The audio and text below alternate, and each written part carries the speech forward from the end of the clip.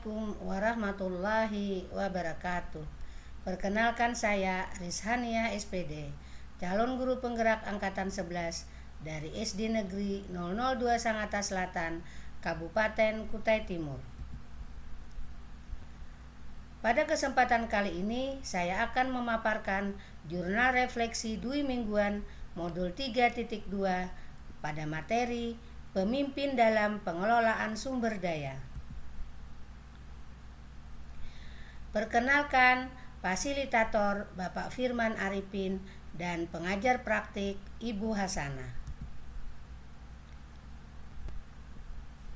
Pada kesempatan kali ini, pada jurnal refleksi dui mingguan, saya menggunakan model refleksi 4F, yaitu facts, peristiwa, 2 feelings, perasaan, 3 findings, pembelajaran, dan future, penerapan.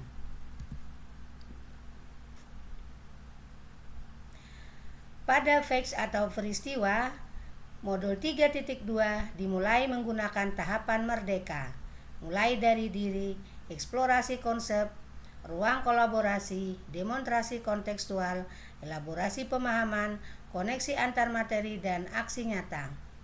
Pada tanggal 23 Oktober 2024, saya mulai dari diri. Pada tahap ini, saya menjawab beberapa pertanyaan yang bertujuan untuk mengaktifkan ulang pengetahuan awal tentang ekosistem sekolah dan peran pemimpin, dan bisa memetakan aset berbasis kekuatan baik dari diri sendiri maupun sekolah dalam pengelolaan sumber daya sekolah.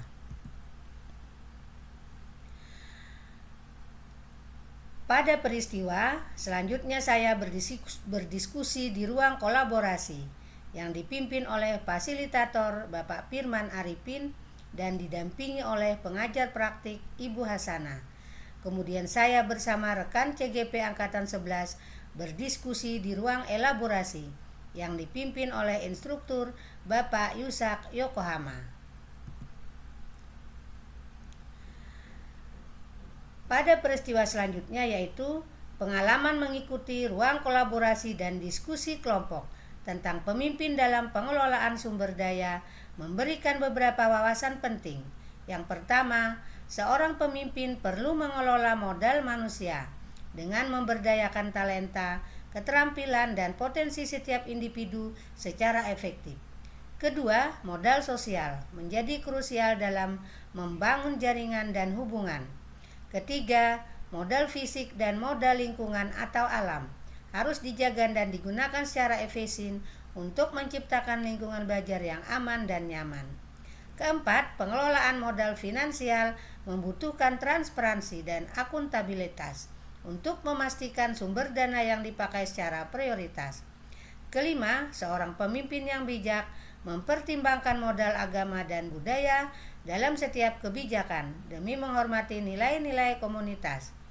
Terakhir, modal politik perlu dimanfaatkan dengan menjalin hubungan baik dengan pemangku kepentingan agar visi sekolah didukung oleh kebijakan yang relevan.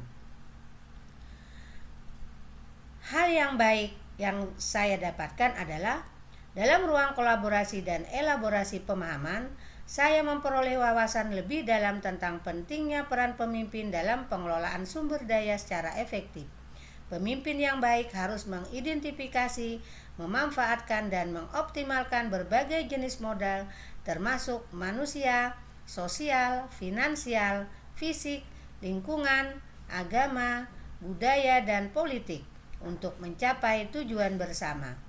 Dengan pendekatan ini, pemimpin dapat memastikan sumber daya dan memanfaatkan secara berkelanjutan dan selaras dengan kebutuhan dan nilai-nilai komunitas sekolah, sekaligus menciptakan lingkungan yang mendukung kolaborasi dan inovasi antara seluruh anggota tim. Hambatan dalam menerapkan pembelajaran mengenai pemimpin dalam pengelolaan sumber daya. Beberapa hambatan yang mungkin dihadapi meliputi keterbatasan akses atau alokasi sumber daya yang membuat sulit untuk memenuhi semua kebutuhan sekolah secara optimal. Hambatan lainnya adalah kurangnya dukungan atau pemahaman dari anggota tim atau pemangku kepentingan yang dapat menghambat kolaborasi dan upaya pemberdayaan sosial dan modal manusia. Selain itu, perbedaan nilai budaya, agama, atau kepentingan politik juga bisa mempengaruhi keselarasan tujuan dan pengambilan keputusan.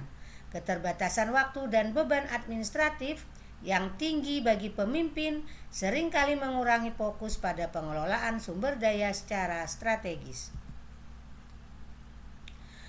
Solusi yang dapat dilakukan untuk mengatasi hambatan dalam pengelolaan sumber daya antara lain adalah: pertama, melakukan perencanaan sumber daya yang lebih terfokus dengan memanfaatkan sumber daya yang tersedia secara maksimal. Kedua, membangun komunikasi terbuka dengan anggota tim dan pemangku kepentingan untuk meningkatkan pemahaman dan dukungan mereka terhadap tujuan bersama. Ketiga, mengedepankan pendekatan inklusif yang menghormati nilai budaya, agama, dan politik sehingga dapat menyelaraskan visi sekolah dengan nilai-nilai komunitas. Keempat, mengoptimalkan waktu dengan mendelegasikan tugas administratif, memungkinkan pemimpin untuk lebih fokus pada pengelolaan strategis.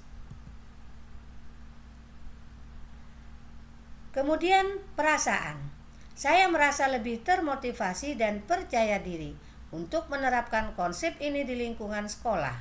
Pemahaman yang lebih mendalam tentang berbagai jenis modal dan cara mengelolanya membuat saya merasa lebih siap untuk menghadapi tantangan dalam pengelolaan sumber daya. Selain itu, saya juga merasa tertantang untuk terus memperkuat keterampilan, kepemimpinan, dan kolaborasi dengan tim agar dapat menciptakan dampak positif yang berkelanjutan bagi sekolah. Pembelajaran yang saya dapatkan adalah setelah mempelajari modul 3.2 tentang pemimpin dalam pengelolaan sumber daya, saya mendapat beberapa pembelajaran penting.